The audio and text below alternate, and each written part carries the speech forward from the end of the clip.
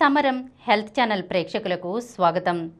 ఈరోజు మనం అధిక పీచుతో ఆరోగ్యం అనే అంశం గురించి తెలుసుకుందాం.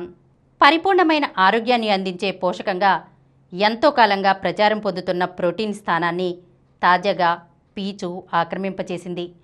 మంచి బ్యాక్టీరియాను పెంచి పేగుల ఆరోగ్యానికి దోహదపడే పీచు ఖచ్చితంగా ఆరోగ్యకరమే. అయితే అధిక పీచు తీసుకోవడంతో పాటు అదనంగా కొన్ని జాగ్రత్తలు పాటించగలిగినప్పుడే ఆరోగ్యం భేషుగ్గా ఉంటుంది.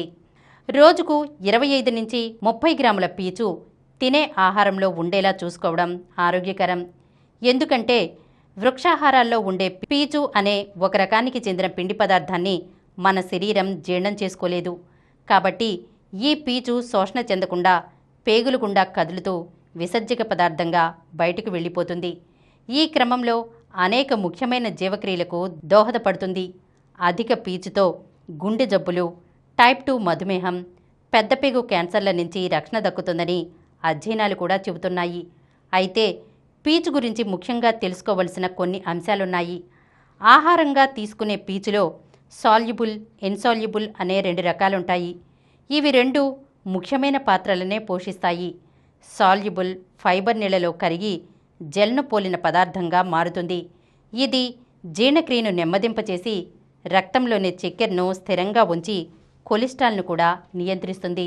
ఉదాహరణకు ఓట్స్, బార్లీ, చియా విత్తనాలు, పప్పు ధాన్యాలు, అవిసె గింజలు, యాపిల్స్ ఈ కొవ్వుకు చెందినవే. మరోవైపు నీటిలో కరగని ఇన్సాల్యుబుల్ ఫైబర్ ఆహారం పేగుల్లో సులభంగా కదలడానికి, విసర్జకం పరిమాణాన్ని పెంచి సులభ విరోచనం జరగడానికి సహాయపడుతుంది.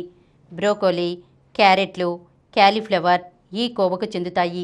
సాల్యుబుల్ ఫైబర్ స్పాంజీలా, కొలెస్ట్రాల్ లాంటి వాటిని పీల్చుకుంటే, ఇన్సాల్యుబుల్ ఫైబర్ చీపురులా పేగుల్లో పదార్థాల కదలికకు తోడ్పడుతుంది. కాబట్టి మనకు ఈ 2 రకాల పీచు పదార్థాలు అవసరమే. వృక్షాహారాల్లో ఈ 2 ఫైబర్లు ఉంటాయి. జీర్ణక్రియ సాఫీగా జరగడానికి సహాయపడడంతో పాటు పేగుల్లోని మంచి బ్యాక్టీరియాను, రక్తంలోని చక్కెరను స్థిరంగా ఉంచి జీవక్రియలన్నీ సజావుగా జరగడానికి ఈ 2 పీచులు తోడ్పడుతూ ఉంటాయి. ఆహారంలో పీచును పెంచాలనుకుంటే బఠానీ, పప్పుధాన్యాలు, బ్లాక్ బీన్స్, కిడ్నీ బీన్స్ తీసుకోవాలి. వీటిని సలాడ్స్గా, స్నాక్స్గా ప్రతిరోజు తినాలి. పాలిష్ పట్టిన గోధుమలు, బియ్యానికి బదులుగా ఓట్స్, క్వినోవా, బ్రౌన్ రైస్ లాంటి తృణధాన్యాలు తీసుకోవచ్చు. Apples, pears, berries, broccoli, carrots, ఆకుకూరలు అద్భుతమైన పీచు పదార్థాలు. వీలైనంత వరకు పండ్లు, కూరగాయలను తొక్కతోనే తినాలి. చియా సీడ్స్, అవిసె గింజలు, బాదం, వాల్నట్స్ను పెరుగు, స్మూతీల్లో కలుపుకొని తింటూ ఉండాలి. పండ్లు, ఓట్మీల్, చియా ఫుడ్డింగ్ లాంటి బ్రేక్ఫాస్ట్ ఎంచుకోవాలి. జాగ్రత్తలు. పీచు ఆరోగ్యానికి ఉపయోగకరమే. అయితే రాత్రికి రాత్రే అధిక పీచుకు మారిపోవడం ఆరోగ్యకరం కాదు.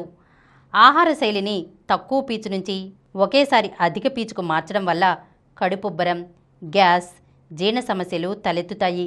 కాబట్టి పేగులకు నెమ్మదిగా అలవాటు చేయడం కోసం క్రమేపీ పీచు పరిమాణాన్ని పెంచాలి. ఇందుకోసం 2 నుంచి 3 వారాల సమయం తీసుకోవాలి. అలాగే పీచు పూర్తి సామర్థ్యాన్ని కనబర్చాలంటే ఎక్కువ నీటిని అందించాలి. కాబట్టి నీళ్లు ఎక్కువగా తాగుతూ ఉండాలి. ఈరోజు మనం అధిక పీచుతో ఆరోగ్యం అనే అంశం గురించి తెలుసుకున్నాం కదా. మరొక అంశంతో మళ్ళీ కలుద్దాం. ఈ కార్యక్రమం మీకు ఎంతో నచ్చింది కదా. ఇటువంటి మరిన్ని వీడియోల కోసం అనతి కాలంలోనే 21 కోట్ల వ్యూస్ సాధించిన సమరం ఛానల్ సమర్పించు సమరం హెల్త్ ఛానల్కు సబ్స్క్రైబ్ చేయండి, లైక్ చేయండి, మీ ఫ్రెండ్స్కి షేర్ చేయండి. అలాగే ప్రక్కనున్న గంట సింబల్ని ప్రెస్ చేయడం మర్చిపోకండి.